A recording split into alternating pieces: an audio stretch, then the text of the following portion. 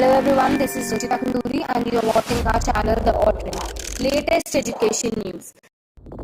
Hello everyone, this is Ruchita. With the majority of students in most Delhi university colleges coming from outside the city to study, the availability of campus accommodation is an important factor.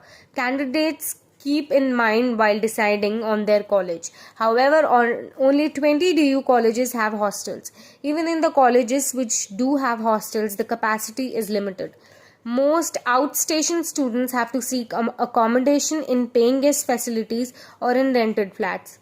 In the past, most colleges with hostels had selected students on the basis of merit or their class 12 marks, with some conducting interviews as well.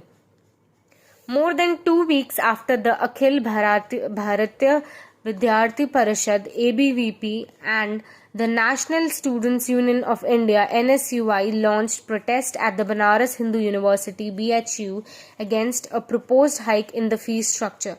The varsity administration has formed a panel to look into the issue raised by students. The committee will be chaired by Professor Yashwant Singh, Director, Institute of Agricultural Sciences. The two outfits, RSS, Students Wing, ABVP and Congress NSUI, have however said that they will continue with the protests, with the ABVP saying that the committee has been formed to mislead the students.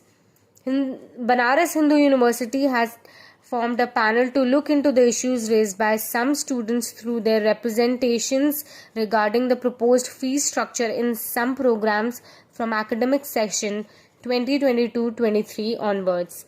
The university has time and again stated that no revision has been made effective for the current students of BHU and they will continue to pay the existing fee till their course of study is completed.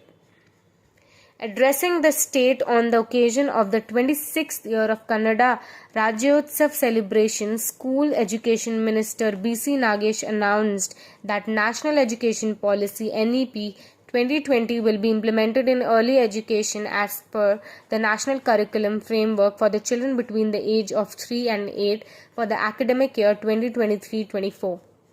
As part of foundational learning, NEP 2020 will be translated into Kannada, and as per the recommendations of the policy, lessons related to Karnataka's history, culture and social movements, local stories will be taught to students, said Nagesh. A state curriculum framework will also be formed to implement the initiatives at early education level from next year.